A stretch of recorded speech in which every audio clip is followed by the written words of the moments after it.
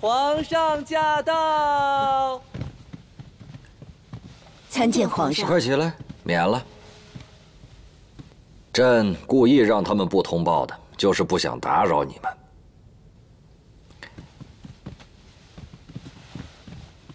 哎呀，朕的刺儿啊！哎，对，父皇在这儿呢，看着朕笑了。好，坐，真好。哎呀，嘿嘿，月丫头啊，刚刚朕听你说，凡事你要自己做主，凡事你都自己做主了，还要朕的皇命干什么呀？哼，无非是想自己做主，找个夫婿吧。对，所以皇上姑父千万别给我赐婚，我得需要时间慢慢挑。还慢慢挑？行，朕准了。这样，一直挑到天赐长大成人，然后让天赐接着挑。哎，那个时候挑的一定是最好的，叫老来伴儿。皇上姑父就知道取笑我，我看啊，将来要愁的恐怕是您呢。小天赐长得这么可爱，长大以后不知道哪家侯门将女才能配得上，还不得愁死您了？这丫头的嘴啊，没几句人话，但就这句，深得朕心。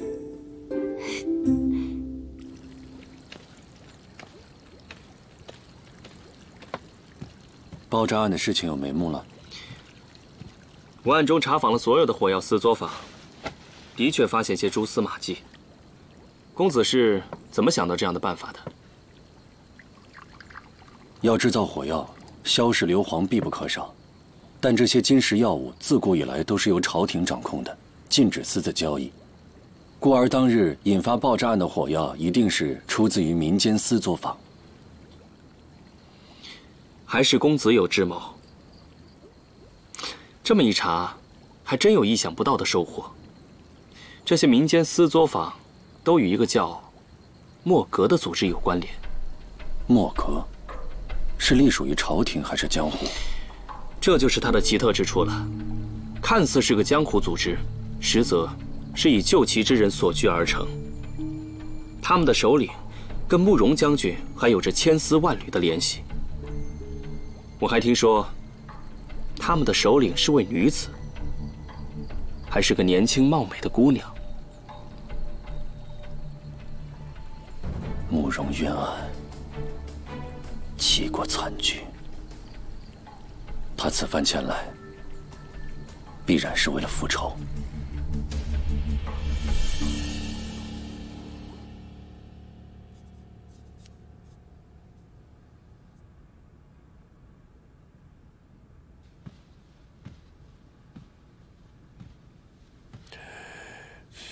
贵妃娘娘，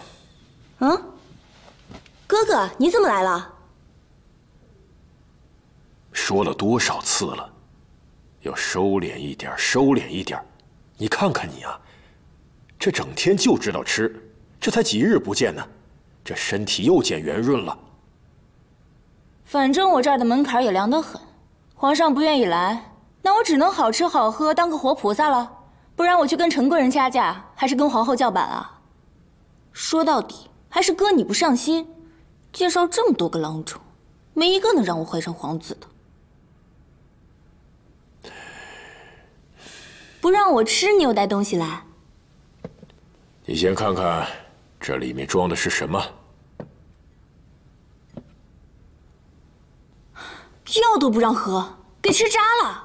这个呢，是皇后宫里的药渣。闻闻看，里面是什么东西？这哪看得出来？你还记得你缠着皇上要的那颗千年紫参吗？就那么一颗，皇上自己都舍不得吃。给皇后了，说是补身子、养气血，好下奶，给那个叫天赐的皇子喝。太欺负人了！不就是个毛孩子吗？还没满月呢，就起名叫天赐，也不怕折寿。最过分的是，连我想了这么多年的子孙也被抢走了。哥，这以后的日子还怎么过啊？行了行了，我这不是在想办法吗？你这个脾气啊，也应该收敛收敛了，不要一天到晚总是跟皇上作对。你说天下有几个男人能喜欢你这样的脾气啊？皇后能生孩子，我妹妹一定也能。就是生啊，也不能跟嫡皇子争啊，还是没啥盼头。哥，这口气我咽不下。越是紧要关头，越要谨慎行事。你呀，没事儿多去讨好讨好皇上，还有呢，跟皇后那边一定要谦卑。其他的事，有我在。哦，对了，上次我给你拿的那个月旗的香粉还有吗？给我拿一盒。嗯。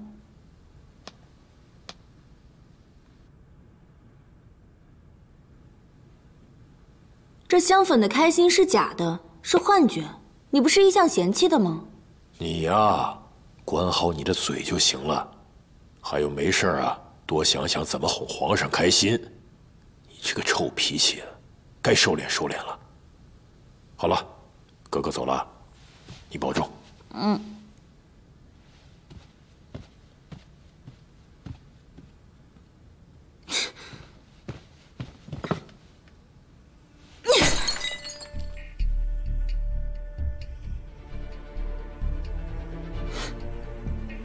来人呐，换素服，本宫要去给皇后请安。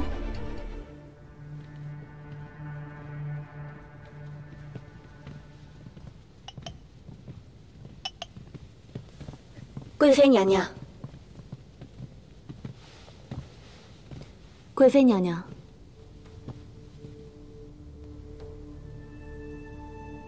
这远远的就看到这么一大帮子人，我当是谁这么大架子呢？原来是云府的云郡主啊！皇上可是越发宠爱郡主了呢，居然将你接到皇后宫里了。如今可都传遍了，说皇上留郡主在宫中常住。还让宫人给你安排寝殿，可这历来能住在这里的，可不都是皇后吗？贵妃娘娘慎言。我看用不了多少时日，郡主也会成为我们的姐妹了呢。这姑侄一同入宫的也不是没有。人都言红颜未老恩先断，保不住。用不了多少日子，就该让皇后挪地儿，将这宫殿位置让给你了呢。娘娘，云浅月，你居然敢打我！我打你是因为你的嘴太脏。今日谁要是敢惊扰了皇后娘娘，别说是一耳光了，就是一穿心脚我也能踹出去。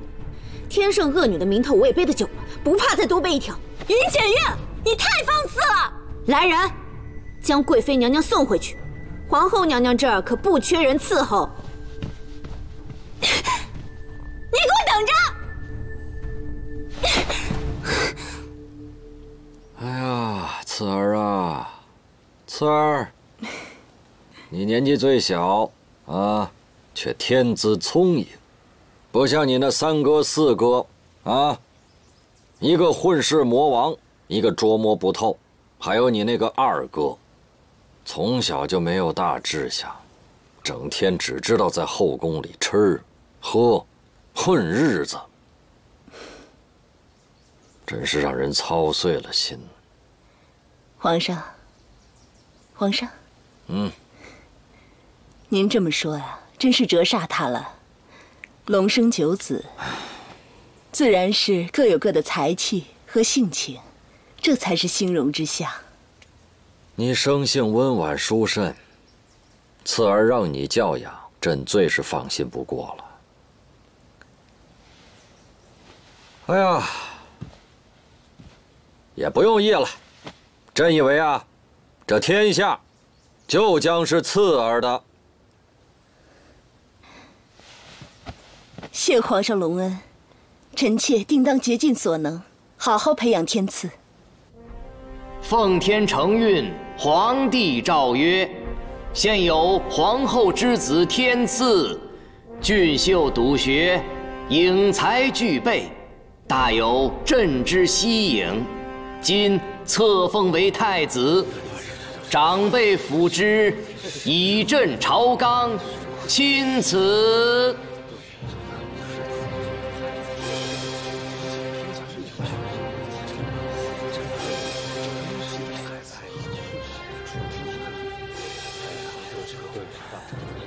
众爱卿，朕亲封的太子，诸位可有异议啊？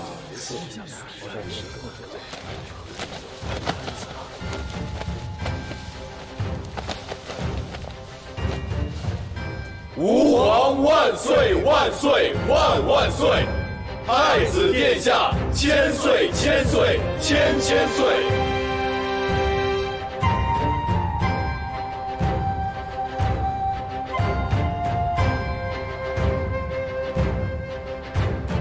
皇上最近立了那叶天赐为储，我们得抓紧时间想办法，不能让他跟皇后的势力越来越大，否则只怕无法挽回啊。王爷一向谨慎，怎么为了一个小毛孩子动气，值当吗？他现在不是小毛孩子，他是三殿下的绊脚石。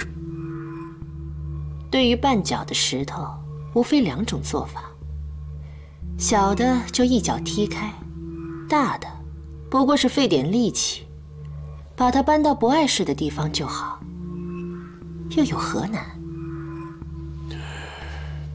皇上最近是不是还在新来的那个玉妃那儿？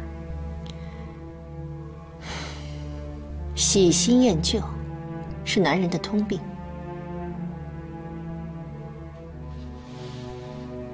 我念旧。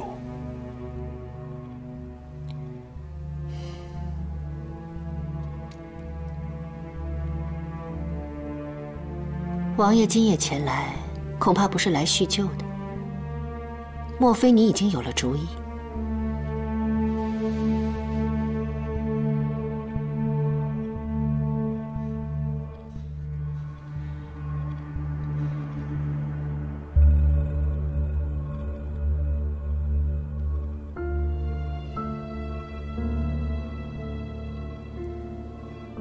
这火星子有时候就跟不懂事的孩子一样，趁着还没蹦出来烧着了衣裳，早早的灭了便是。照明的烛火这么多，何必为了其中一个费神？任凭你们男人在外面闹翻了天去，只要我的孩子平安无事，我这个做娘的就没有什么不顺心的。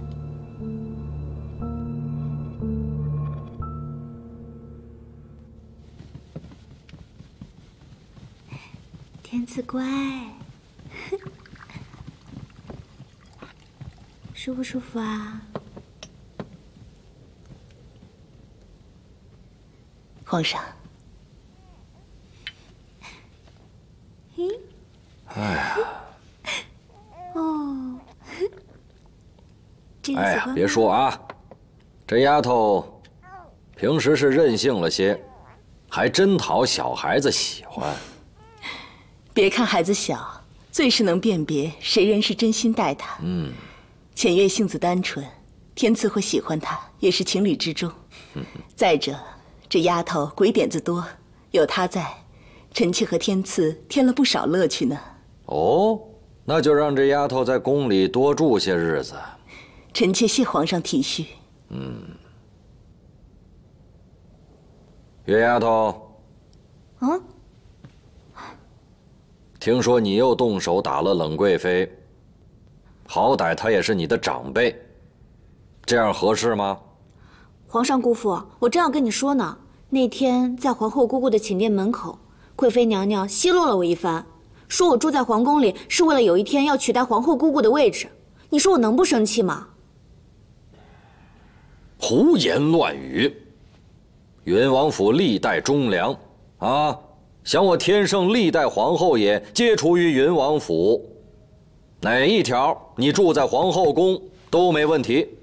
就是嘛，所以，皇上姑父，我打了贵妃娘娘，你不会怪罪我吧？他对朕说了大逆不道之言，又冲撞了皇后。是他咎由自取。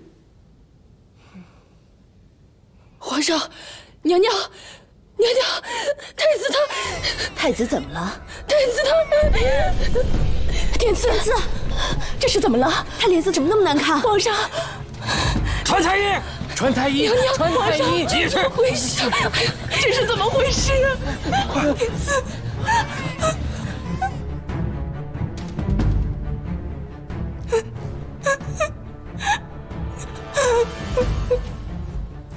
皇上，太子殿下此番中毒，虽未危及生命，却是伤了根本。就算醒了，日后怕也是……怕是什么？怕是会有些痴傻。放肆！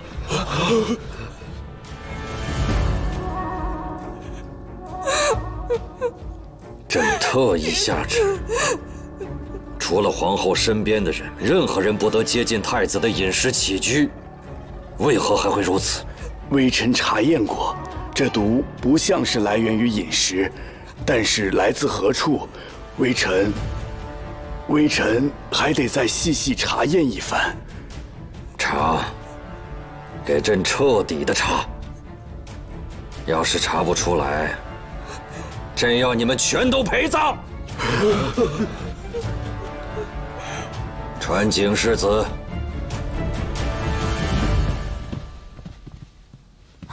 景世子，太子出事时在什么位置？就在那睡觉呢。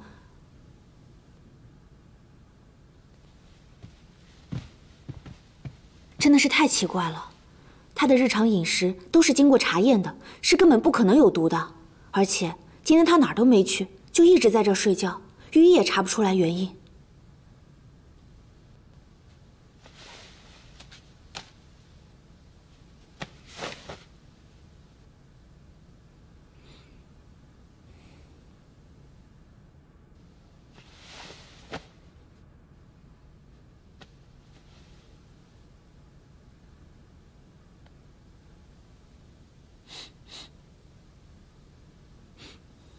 有什么问题吗？郡主今日身上所散发的香味，和以往有所不同啊。啊？没有啊。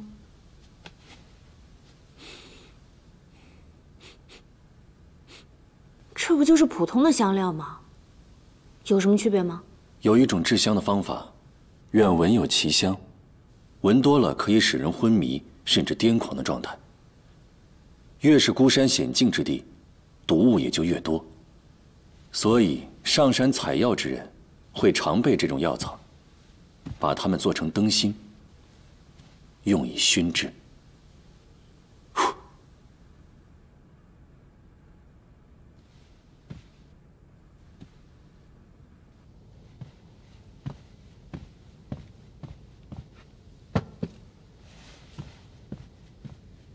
这是何物？回皇上，御医所查验过，这蜡烛的灯芯之中竟掺着一种稀有药草，随着温度不断增高，会散发出无色气味，渗入肌肤，麻痹感知。对成人并无大碍，对孩童而言，极容易因此而窒息。这蜡烛针对的只有太子。宫里怎么会有这种东西？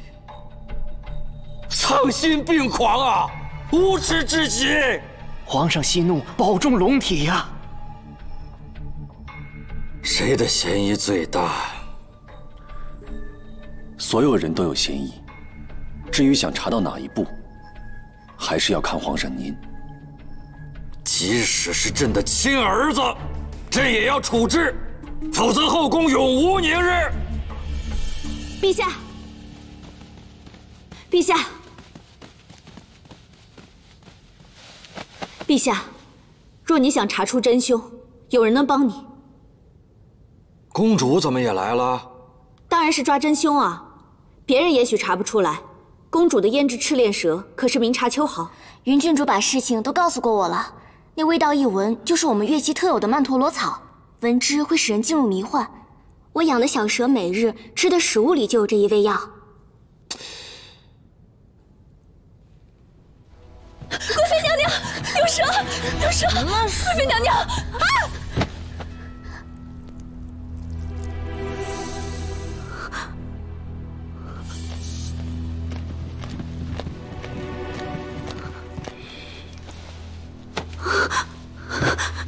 参见皇上。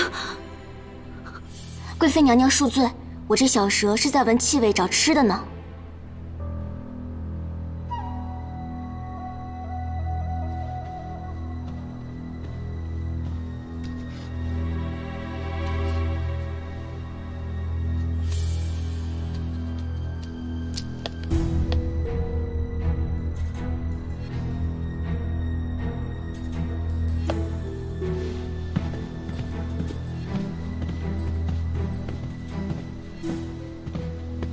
陛下，这是月期特有的曼陀罗粉，和蜡烛里的药性是一样的。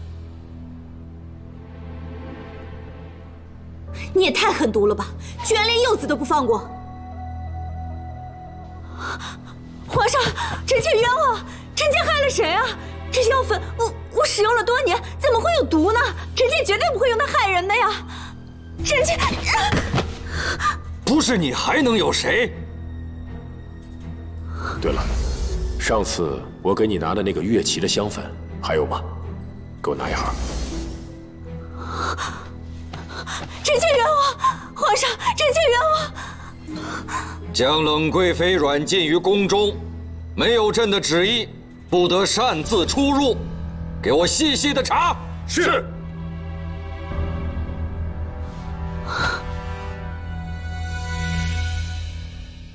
姑姑。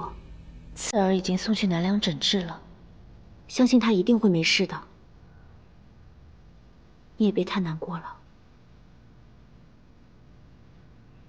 我可怜的孩子，他还那么小，就要离开母亲的身边，还不知是否能治愈。一定可以的，你别胡思乱想了，好好保重自己。等天赐回来，还需要你的照顾呢。若是你也病了，不是正中了那些贼人的奸计吗？他们为什么不来害我？简月他们为什么要害我的儿子？他还那么小，连娘都不会喊呢。简月，姑姑心里真的很难过。姑姑，你别想太多了，早些休息吧。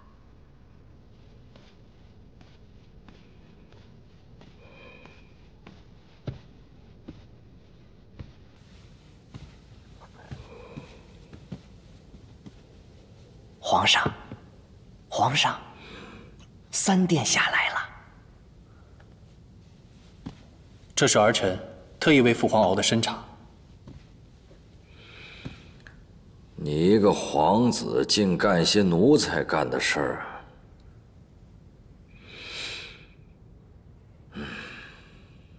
孝顺父皇本就是应当的，这些日子因为天赐的事情，父皇和母后痛心不已。儿臣能做的，只有加倍的尽孝。你真这么想的？你要真这么想的，朕也就知足了。儿臣想，如今都城有四弟在，他又和叶倩公主情投意合，若是有什么外派的苦差事，儿臣愿意去历练。有四弟陪在父皇身边侍奉，再没有不放心的了。是懂事了。看看啊，这天圣的麻烦事儿怎么像头发丝一样，断了又生，没个停歇，连这南梁都来凑热闹。你来干什么呀？日常问安。日常问安，朕不需要。今后你就把心思多放在边防上。打你回来之后，这天圣的地界可就越来越不安宁了。儿臣惶恐。哎，退下吧。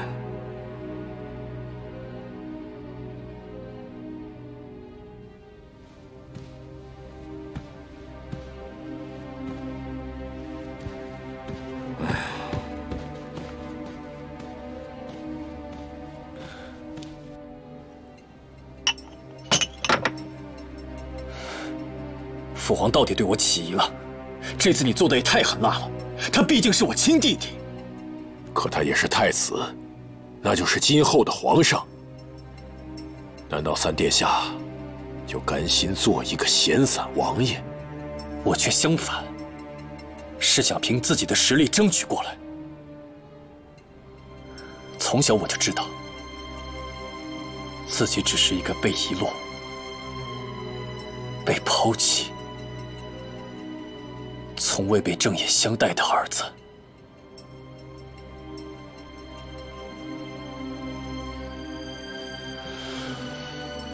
殿下，边疆多年苦寒生活，我挨过来了。名为赐婚，实则是为了秦家更好的监视我。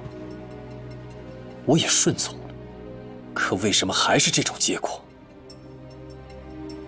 我不甘心。殿下，请看。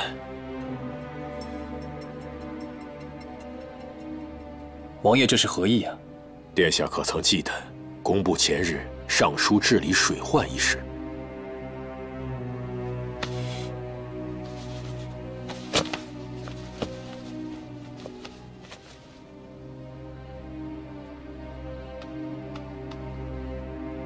莫非凤凰关都已经安排好了？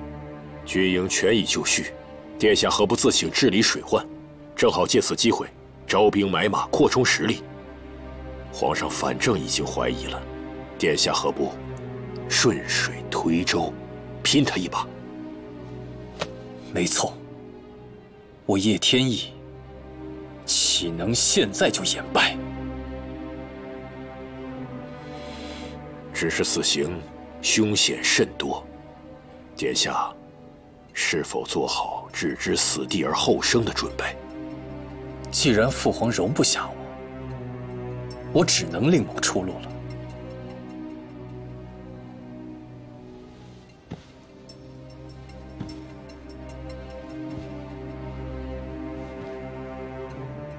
父皇啊，父皇，我也是你的儿子，为何对我如此不公啊？殿下在凤凰关苦营多年，如今势力盘错，缺的就是一个最合适的机会。如今，这个机会到了。罢了，天家父子终究要走到这一步。臣愿为殿下肝脑涂地，打下这大好山河。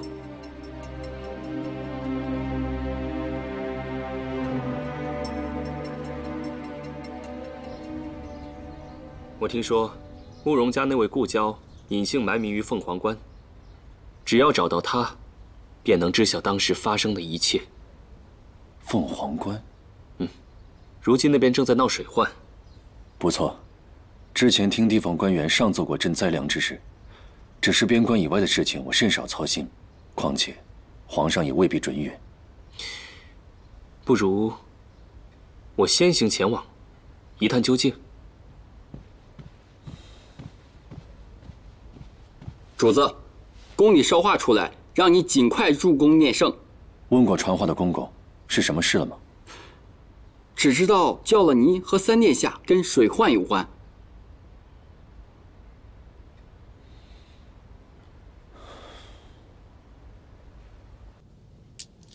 凤凰关常年水患，尤其以今年最重。此地又与昔日齐国接壤，儿臣以为必定要更加小心，甚至要更加用心，以彰显我天圣仁慈和威名。天意啊，你可知那里并非善地呀？若不能为父皇除去隐患，又有何颜面位居天圣皇子？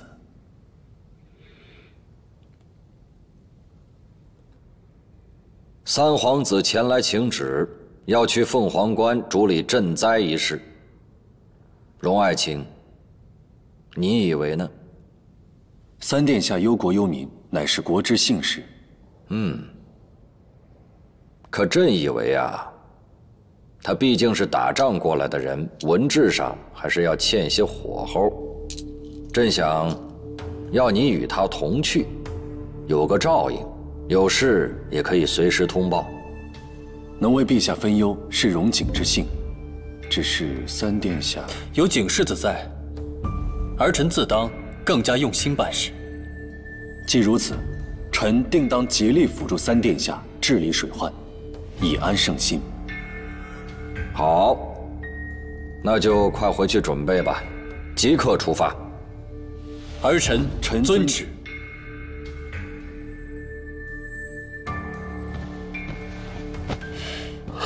殿下如何了？父皇这分明是防着我。难道殿下请旨一事，陛下未允？允下又如何？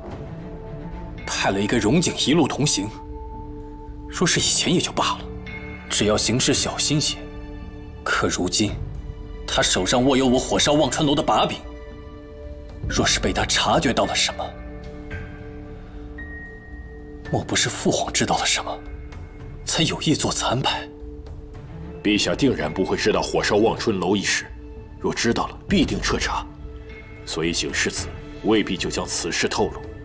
这个荣景也不知道在搞些什么。上次在乐齐的时候，他一直在暗地里调查慕容家被灭门的案件。殿下说什么？是多年前被灭门的慕容家？蓝衣在乐齐时，听他亲口向乐齐国师问询此事，岂能有假？那国师也是当年协助的督察，因为此事才改名换姓，远走乐齐。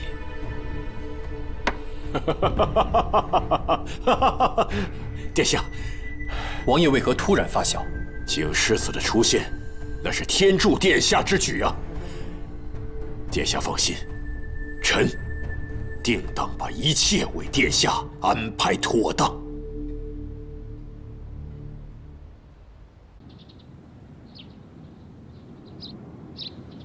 你凶小子，我跟你说话呢！叶青然，站住站住，我抓住你了！妖女，你到底想干嘛？陪我去逛街嘛！没心情，松开！你打我！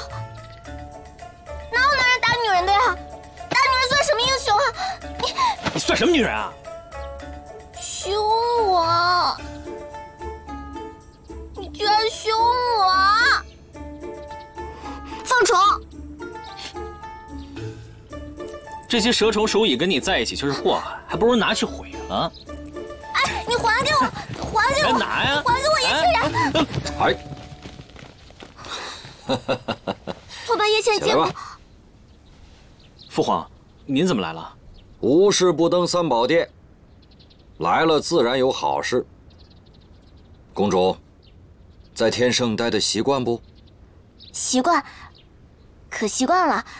天圣山美水美，人也特别有趣。尤其是清然，如果他能天天陪我玩的话，我在这待的都舍不得走了呢。不想离开呀？那就不离开。公主，你想在天圣待多久就待多久。真的吗？太好了，皇上伯伯，有你这句话，清然再也不会撵我走了。父皇千万使不得。刚才你说清然要撵你走，胡言乱语。放心，朕给你做主，看朕怎么惩罚他。清然呐，哎，皇上伯伯，别惩罚他行不行呀？清然他人其实挺好的，他不仅文韬武略，而且善良仗义。只要他不撵我走的话，怎么样都行，能陪我玩我就很知足了。你觉得他那么好啊？既然你觉得他那么好，就干脆留下来跟他成亲，如何啊？父皇，你开什么玩笑啊！放肆！父皇，四哥性格桀骜，怕是委屈了叶倩公主。这么好的姑娘，娶了这么好的姑娘当媳妇儿，才能够管得住她老往外跑的毛病，对不对？君无戏言，皇上，父皇，可不能反悔啊！君无戏言，只要你点头，朕就立即下国书与你父王商量婚事，如何？由不得你，青暖。哎，带公主熟悉熟悉皇宫里的规矩。是父皇。终于了了朕的一个心愿呐！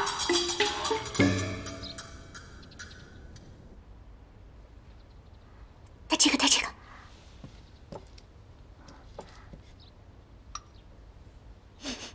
好香啊！哎，你们天生的女孩过得好精致啊，哪像我们乐琪的女孩，整天都是大大咧咧的。你也很美啊，而且美得很特别。真的吗？可是你哥哥经常说我活生生像一匹脱了缰的野马，根本就没有一个女孩的样子。如果跟别人一样，怎么能凸显出你的特别之处呢？嫂子，你叫我什么？嫂子呀。再叫一遍，嫂子。这云浅月如今还在宫中照顾着皇后姑姑呢。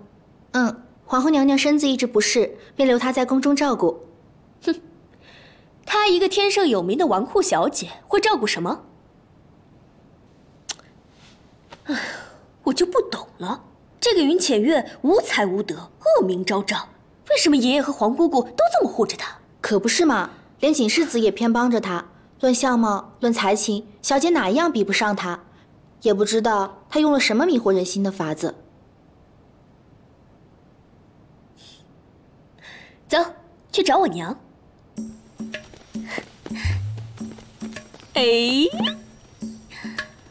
云漫房的镂空玉簪子，好像值不少钱吧？哎呀，我这是造了什么孽呀？这簪子我花了200两，200两银子呢。还有这个金镶玉的镯子。好像还是汉代的血玉，花了多少钱来着？我的亲闺女，我的活祖宗，平时娘也没亏待你不是？除非那天上的星星，那海里的月亮，我不都满足你了不是？娘，那你去求爷爷，请他跟皇上说，让他把景世子指婚给我。你趁早断了这个念想，人景世子还想多活几年呢。凭什么云浅月可以招蜂引蝶，我就要个景世子，怎么就不行了？那你还不如趁早求皇后娘娘，把那丫头赶紧嫁出去，否则啊，你的婚事想提前那是不可能的。再说了，女儿啊，这人得务实不是？那么多人，你选谁不好？你非得选那个啊，云端高阳景世子。哎呦，那是连皇上都不敢随便指婚的人呐！我不要，我不要，我就想嫁给他。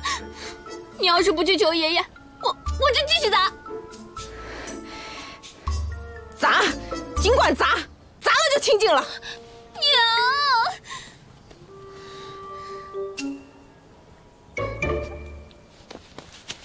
小姐，你干什么？你回来！过来！娘，你要是不去求爷爷，求皇上把我指婚给景世子，我就跳下去！快，把小姐拉回来！小姐，别过来！小姐，小姐，杀人了！小姐掉河里去了！我女儿啊，杀人了！哎呀，朕多年没来了，还是老样子。幽静，这也是你母妃最好之处。她生性单纯安静，没事就到这儿来侍弄一下花草，从不参与后宫之争。这一点你最像他，一样的生性纯良，一样的与世无争。这里的花都是母妃最喜欢的，难得父皇有心将这里原封不动地留了这么多年。还记得小时候和小丫头躲在这里，害得父皇带着太监宫女一通乱找。现在想想，还真是不懂事。浅月这丫头啊，哼！父皇不喜欢小丫头吗？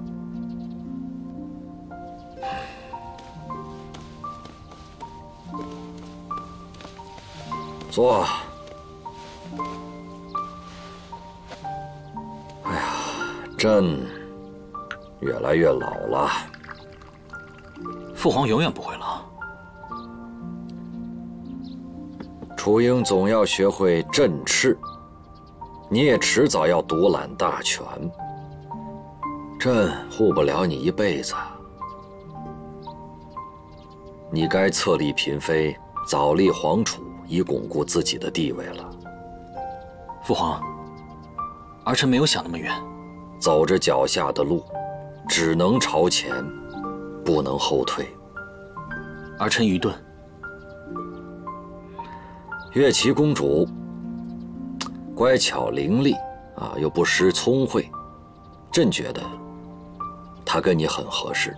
父皇，儿臣对她没有那个意思。你当真对她一点意思都没有吗？哼！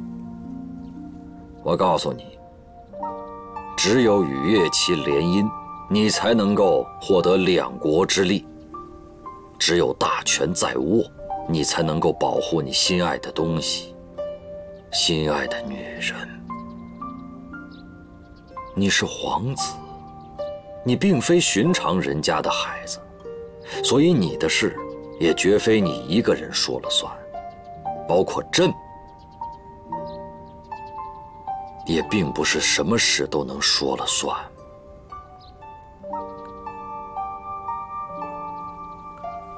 知道朕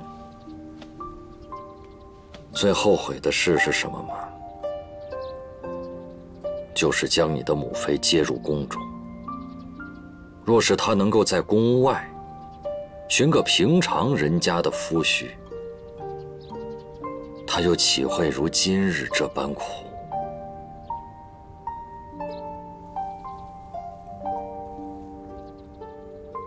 你当真舍得让浅月也受这份苦